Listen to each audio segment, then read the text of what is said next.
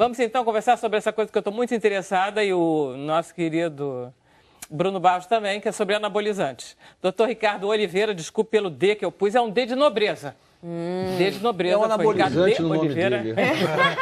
Obrigado pelo convite, prazer estar aqui com você, Vera. Então, nome da minha mãe, Vera. o que adorei isso. É um lindo nome, Vera. Com certeza. Meu filho não chama Ricardo. O que quer dizer SARMS, Então, isso é uma sigla que vem do inglês, que significa Selective Androgen Receptor Modulator, modulador seletivo do receptor de androgênio. Então, androgênio significa hormônio masculino, testosterona, que está muito na moda. Então, a testosterona é um protótipo do hormônio masculino e tem algumas funções de ganho de massa muscular, ganho de massa óssea. Entretanto, a testosterona atua de uma forma global no nosso corpo. Faz cair cabelo, pode dar problema no fígado, problema no coração, piora do colesterol, aumento da próstata. Então, nos últimos anos, tem-se tentado desenvolver moléculas que atuem de modo mais seletivo nesses receptores, mas no músculo e no osso. Então, é isso que tem andado em desenvolvimento, principalmente na última década e no último ano, chegou meio que no mercado brasileiro, no mercado negro, digamos assim. Por que é mercado negro? Porque ainda não foi suficientemente testado? O que é? Exato. Então, são moléculas que estão em fase de pesquisas, né? Mas nenhuma agência reguladora, quer seja o FDA norte-americano, quanto a Anvisa brasileira, não foram aprovados ainda. Para se aprovar uma medicação são anos, décadas de estudos, porque não basta ver a análise de eficácia, tem também a questão de segurança. Então, ano passado, uma das moléculas mais avançadas, que é o Ostarine, foi submetida ao controle norte-americano e não aprovou, sobretudo por questões de segurança hepática e cardiovascular. Então, não são remédios aprovados para uso clínico ainda. O fato é que, por alguma razão, a coisa se perdeu e, através da internet, globalização, começou-se a comercialização dessas substâncias, inclusive, principalmente nos Estados Unidos, inclusive de modo como suplemento alimentar. Não são suplementos, são remédios. E a coisa perdeu-se o controle, de modo que a comercialização pela internet é uma realidade hoje em dia, tanto no Brasil quanto fora. Me explica como é que isso acontece. Quem é esse laboratório que fabrica, com que licença ele joga na internet? Porque que eu possa comprar um remédio que não tenha licença, isso é um problema. Mas como é que a pessoa consegue pôr esse remédio na internet para eu comprar? Pois é, então a fase de estudos, né, várias empresas grandes como Bayer, Glaxo, vinham desenvolvendo algumas drogas e a maioria delas ficou pelo caminho por questões, inclusive, comerciais. O fato é que alguns laboratórios pequenos, né, sobretudo Estados Unidos e leste da Europa, começaram a desenvolver por conta própria, até de certo modo ilegal, e isso começou a ser comercializado antes mesmo de que chegasse a aprovação clínica. Então, tem vários pequenos laboratórios ao redor do mundo, inclusive laboratórios clandestinos, como a gente estava conversando fora do ar. Os laboratórios pequenos, clandestinos, ele tem uma facilidade de mutação maior. Quando começa a fiscalização, ele fecha, ele muda o site, ele muda a rede social, de modo que a fiscalização fica mais difícil. E lembrando que é um público extremamente ávido nos dias de hoje para ganho de massa muscular, diminuição de tecido de gordura. Então, você imagina... Eu fiquei interessadíssima no fortalecimento ósseo. Pois é. Porque eu achei que para osteoporose deve ser ótimo um remedinho desses. Eu teve uma entrevista recente do professor Alexandre Hall, ex-presidente da Sociedade Brasileira de Endócrino. São medicamentos que têm um potencial grande para ajudar idosos com perda de massa muscular, idosos com osteoporose. Isso. E tem estudos também para incontinência urinária, estudos para câncer de mama, mostrando melhora de câncer de mama, mas são estudos, então a gente precisa aguardar mais alguns anos para que... Mas voltando à história da testosterona e do esteroide, o esteroide tem efeitos positivos, né? Melhorar o osso de um idoso com osteoporose, isso é bom. Melhorar a massa muscular, a priori é uma coisa boa. A questão são os para-efeitos, efeitos colaterais que podem vir. Mas eu diria que são medicamentos que estão chegando e talvez no futuro a gente tenha...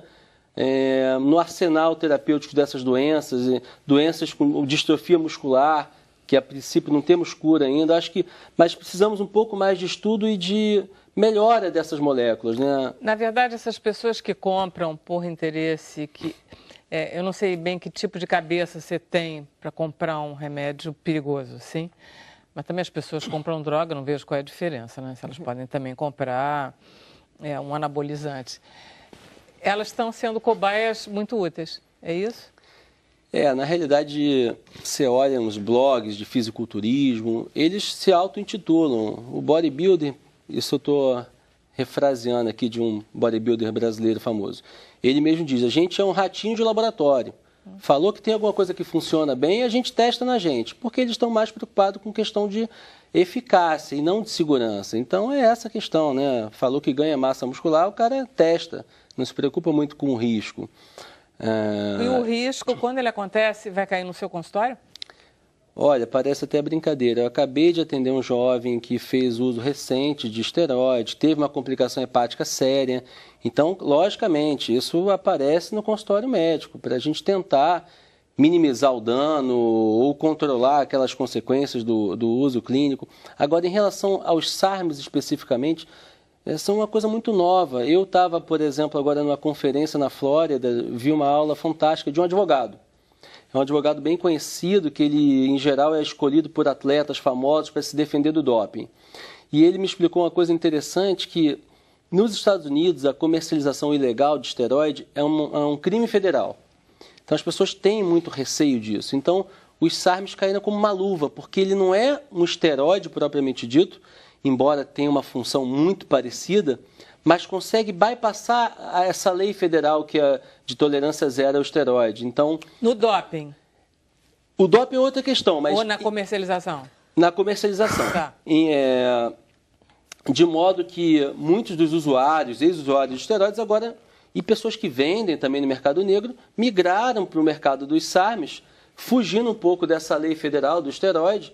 E o SARM, por não ser um esteroide propriamente dito, vem sendo comercializado nos Estados Unidos, por exemplo, como suplemento alimentar.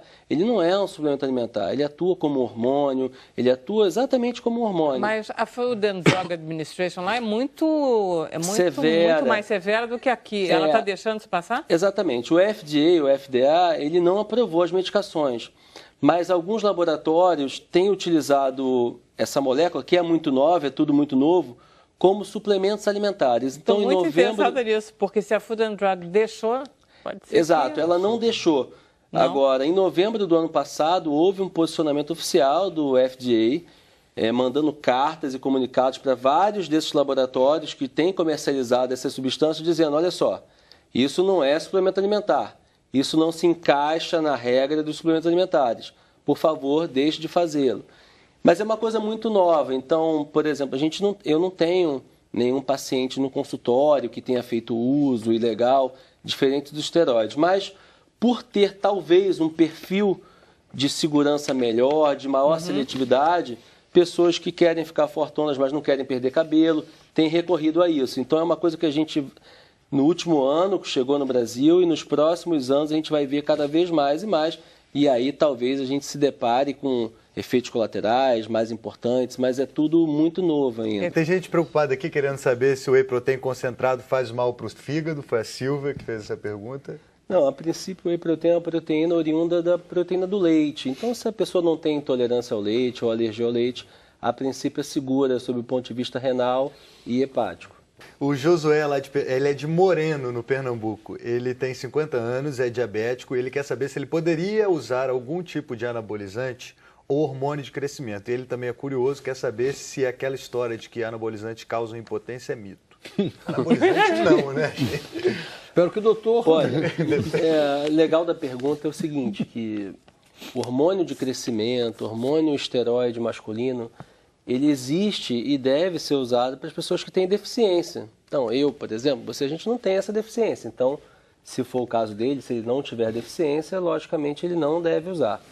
E a questão do esteroide causando impotência, não é isso? Na verdade, quando o indivíduo usa o esteroide, ele tem um aumento da libido. O que acontece é que o testículo masculino acaba atrofiando com o uso prolongado.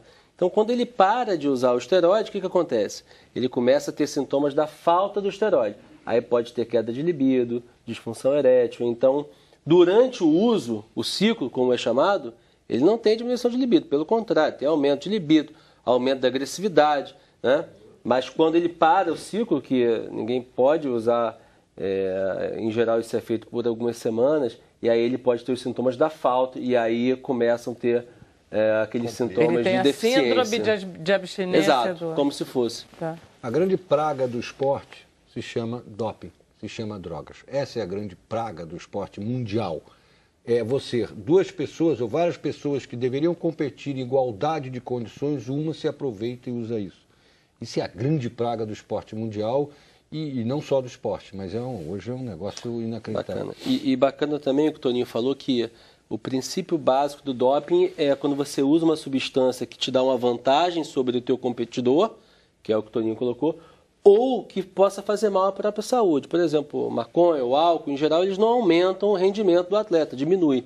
Mas como faz mal à saúde, também é considerado doping. Então, tem duas vertentes do doping: o aumento de rendimento ou algo que faça mal à sua saúde.